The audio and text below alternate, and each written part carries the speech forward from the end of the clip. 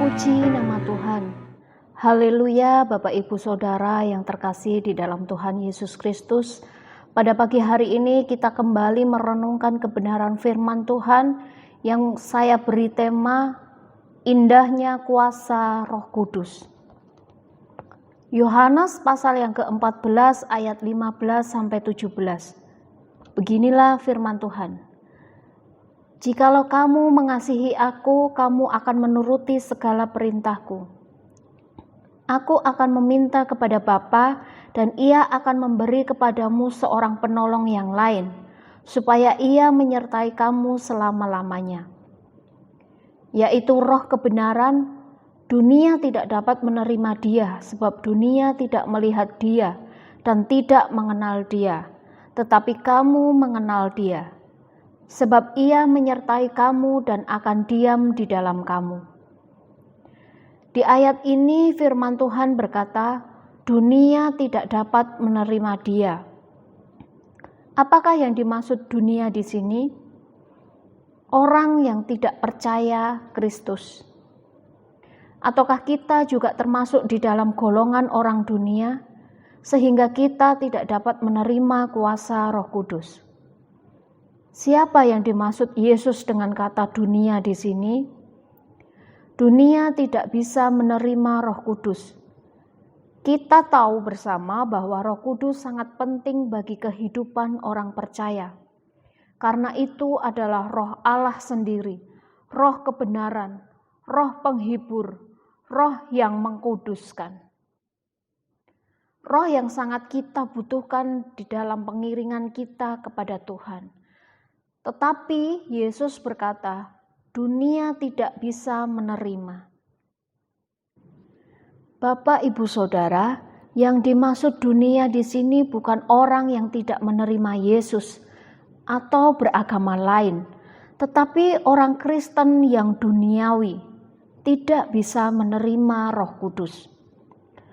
Coba perhatikan di dalam 1 Yohanes pasal yang kedua ayat yang ke-15. Kita perlu tahu dulu apa yang dimaksud dunia di situ.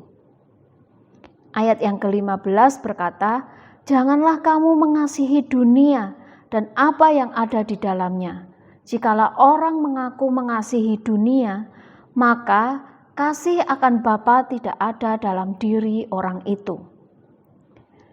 Siapa yang termasuk orang dunia? Di sini yang tidak bisa menerima karunia Roh Kudus. Yang pertama, mereka yang mengasihi dunia. 1 Yohanes pasal yang kedua ayat 15. Karena kalau kita mengasihi dunia, kasih akan Bapa tidak akan ada di dalam kita. Makanya tidak bisa menerima kuasa Roh Kudus. Karena kita tidak mengasihi Bapa, tetapi mengasihi dunia.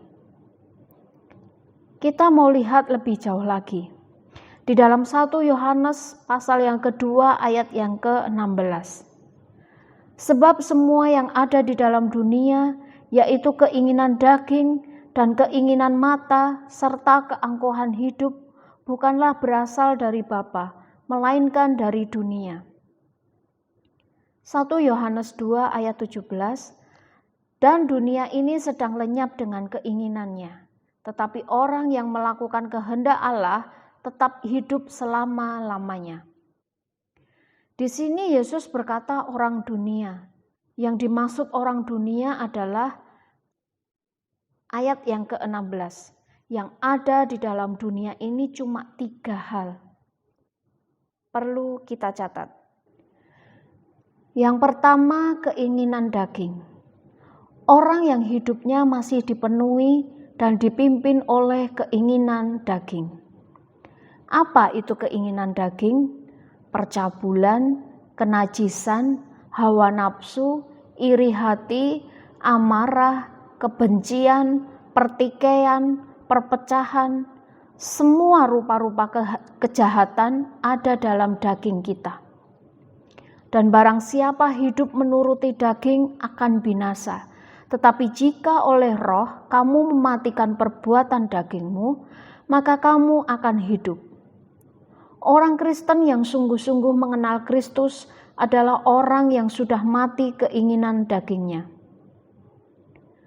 Paulus berkata, "Aku benci kepada tubuhku ini, karena selama aku diam dalam tubuh ini, aku masih jauh daripada Tuhan." Yang kedua, keinginan mata. Orang yang hidupnya dikuasai oleh keinginan mata. Jaga matamu. Hati-hati dengan mata kita, saudara. Karena Yesus berkata, mata adalah pelita tubuh. Jika matamu jahat, jahatlah seluruh tubuhmu. Jika matamu baik, baiklah seluruh tubuhmu. Mata berbicara tentang cara pandang kita. Kalau cara pandangmu tentang dunia ini salah, maka salahlah seluruh hidupmu. Hidup ini tidak soal apa yang saya inginkan, tetapi soal apa yang Yesus inginkan. Amin, puji nama Tuhan. Jika Anda hari ini diberkati berlimpah, itu artinya Anda harus berbagi dan untuk menopang pekerjaan Tuhan. Menyekolahkan anak-anak yatim dan sebagainya. Bukan untuk memuaskan keinginan daging dan mata kita. Yang ketiga, keangkuhan hidup.